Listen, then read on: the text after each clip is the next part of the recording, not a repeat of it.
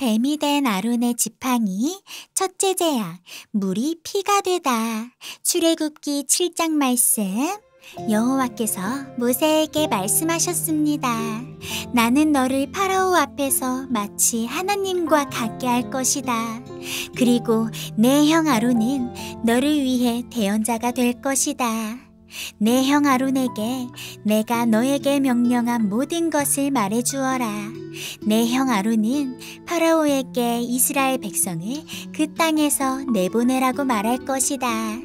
그러나 나는 파라오의 고집을 그대로 두고 이집트 땅에 많은 기적을 일으킬 것이다.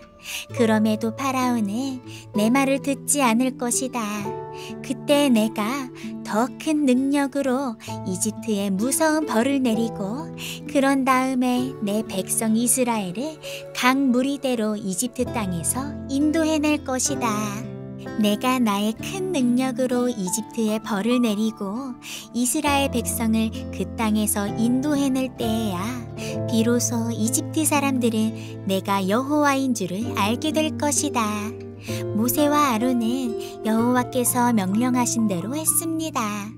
모세와 아론이 파라오에게 말을 했을 때 모세의 나이는 80살이었고 아론의 나이는 83살이었습니다. 여호와께서 모세와 아론에게 말씀하셨습니다. 파라오가 너희에게 기적을 요구할 것이니 그러면 모세는 아론에게 지팡이를 파라오 앞에 던지라고 말하여라. 그 지팡이가 뱀으로 변할 것이다. 그리하여 모세와 아론은 여호와께서 명령하신 대로 파라오 앞으로 나아갔습니다. 아론은 자기 지팡이를 파라오와 그 신하들 앞에 던졌습니다. 그러자 지팡이가 뱀으로 변했습니다. 그때 파라오도 자기의 지혜로운 자들과 마술사들을 불렀습니다.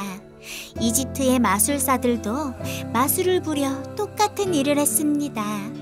그들이 자기 지팡이를 땅에 던지자 그 지팡이들이 뱀으로 변했습니다. 하지만 아론의 지팡이가 그 뱀들을 잡아먹었습니다. 그러나 파라오는 고집을 부리며 모세와 아론의 말을 듣지 않았습니다. 여호와께서 말씀하신 그대로였습니다. 여호와께서 모세에게 말씀하셨습니다. 파라오는 고집이 세서 백성을 내보내려 하지 않는다. 아침에 파라오가 나일강으로 나올 것이니 너는 가서 강가에서 그를 만나라. 뱀으로 변했던 지팡이를 가지고 가거라. 그에게 이렇게 말하여라. 히브리 사람들의 하나님 여호와께서 나를 왕에게 보내셨습니다. 주님께서 내 백성을 광야로 보내서 나를 예배할 수 있게 하라고 말씀하셨지만 지금까지 왕은 이 말씀을 듣지 않았습니다. 그러므로 여호와께서 이 일로 그분이 여호와라는 것을 왕에게 알게 할 것이라고 말씀하십니다. 보십시오. 내 손에 있는 이 지팡이로 내가 나일강의 물을 치겠습니다. 그러면 나일강이 피로 변할 것입니다. 강의 물고기들은 죽고 강물에서는 냄새가 나서 이집트 사람들이 나일강의 물을 먹지 못하게 될 것입니다. 여호와께서 모세에게 말씀하셨습니다. 아론에게 지팡이를 들어 이집트의 모든 강과 운하와 연못과 늪을 향해 손을 뻗으라고 하여라. 이집트 모든 땅의 물이 변하여 피가 될 것이다. 나무 그릇이나 돌 항아리에 있는 물까지도 피로 변할 것이다. 그리하여 모세와 아론은 여호와께서 명령하신 대로 했습니다.